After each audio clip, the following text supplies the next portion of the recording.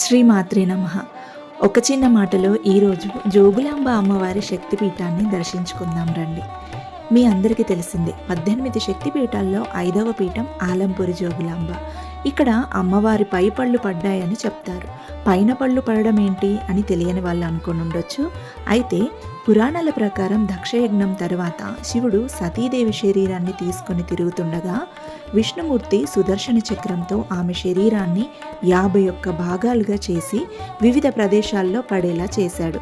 అలా ఆలంపూర్లో అమ్మవారి దంతాలు పడ్డాయి. అందువల్ల ఇది మహాశక్తిపీఠంగా ప్రసిద్ధి చెందింది. ఇక్కడ అమ్మవారు జోగులాంబాదేవిగా, భైరవుడు బాలబ్రహ్మేశ్వరుడిగా కొలువై ఉన్నారు. ఇక జోగులాంబ అమ్మవారి ప్రత్యేకత చూద్దాం. ఇతర శక్తిపీఠాల అమ్మవారిలా కాదు. ఇక్కడ అమ్మవారు యోగిని స్వరూపంలో, కాషాయ వస్త్రాల్లో, విరూప స్వరూపంలో ఉన్నారు. కాళికాదేవిలా భక్తులను అనుగ్రహించే అమ్మవారు. ఇక్కడ జోగులాంబ అమ్మ విగ్రహం శవాల మీద కూర్చొని తలపై బల్లి, శరీరంపై తేలు, కప్పలు ఉంటాయి. ఆమె నాలుక బయటకుంటుంది. అమ్మవారు భయంకర రూపంలో కనిపిస్తారు. యోగంలో సిద్ధి ఇవ్వగల శక్తివంతమైన దేవత.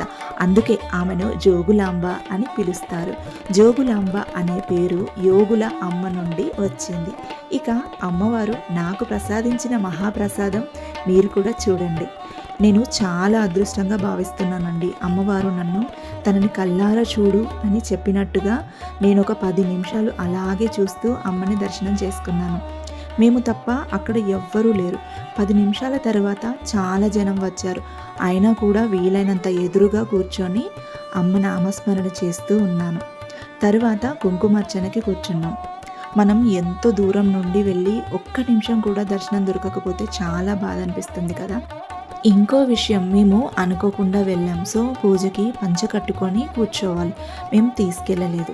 కానీ ఇబ్బంది ఏం లేదు. అక్కడ పంచిస్తారు పూజ చేయడానికి. పూజ అయిపోయిన అనంతరం మళ్ళీ అక్కడ ఇచ్చేసేయాలి. కుంకుమార్చన తరువాత అమ్మవారి ప్రసాదంగా మనకి ఒక రెడ్ బ్లౌజ్ పీస్, రెడ్ గాజులు, ఒక నిమ్మకాయ ఇస్తారు.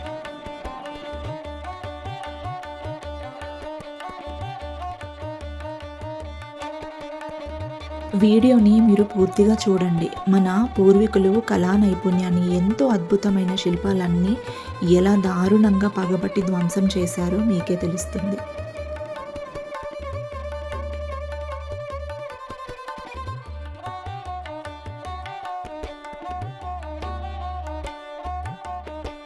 ఇక ఆలయ చరిత్ర చూస్తే ఈ దేవాలయం 7వ శతాబ్దంలో చాళుక్యుల కాలంలో నిర్మించబడింది.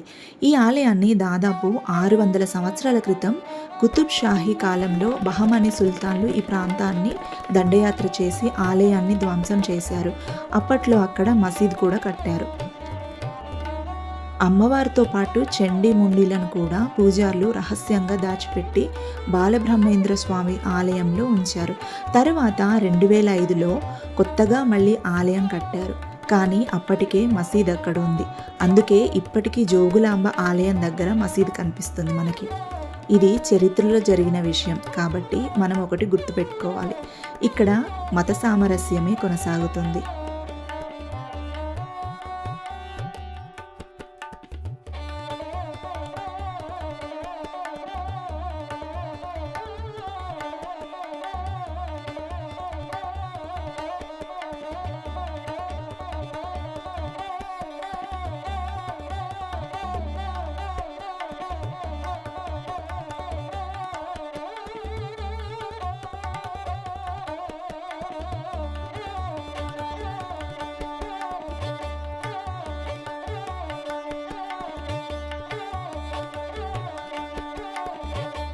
మీరు ఇటువైపు చూస్తే ఆలయం, ఇంకో వైపు చూస్తే మసీద్.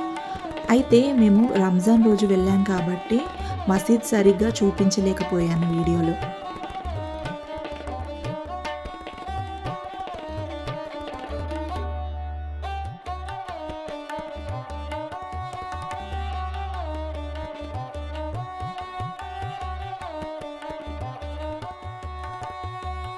ఇక శివలింగాల విశేషాలకొస్తే అమ్మవారి ఆలయం తప్పించి అన్ని శివలింగాలే ఉన్నాయి ఇక్కడ.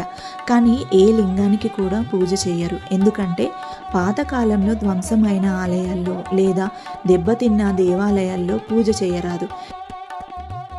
ఎందుకంటే ఆ దేవత ప్రతిష్ఠిత స్థితిలో ఉండదు. దేవుని విగ్రహం పాడైతే శక్తి మునుపటిలాగా ఉండదు. అలాంటి చోట పూజలు చేస్తే ఫలితాలు రావు.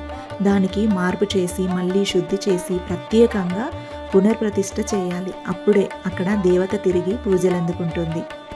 అంతేకాదు కొన్ని ప్రదేశాలు శిథిలమయ్యి శక్తి తగ్గిపోతే అక్కడ పూజలు చేయడం వల్ల మానసికంగా, శారీరకంగా ప్రతికూల ఫలితాలు వచ్చే అవకాశం ఉందని పండితులు చెప్తున్నారు.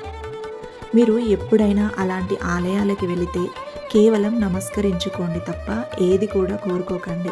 దేవుణ్ణి చూసి దండం పెట్టుకోకుండా రాలేం కాబట్టి.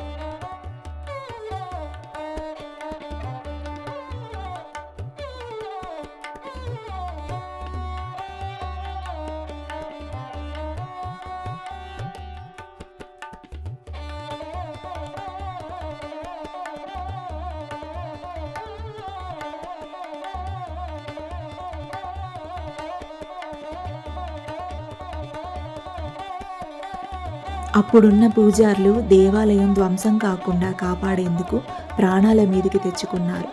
వారి భక్తి ధైర్యంతోనే ఇప్పుడు జోగులాంబ ఆలయం తిరిగి ప్రతిష్ఠింపబడింది. భక్తి ఉంటే దేవతలు ఎప్పుడు రక్షిస్తారన్న మాటకు జోగులాంబ ఆలయ చరిత్ర సజీవ సాక్ష్యం. చివరిగా 51 శక్తిపీఠాలు దర్శించుకునే భాగ్యాన్ని ఇవ్వమని ఆ అమ్మని వేడుకుంటున్నా.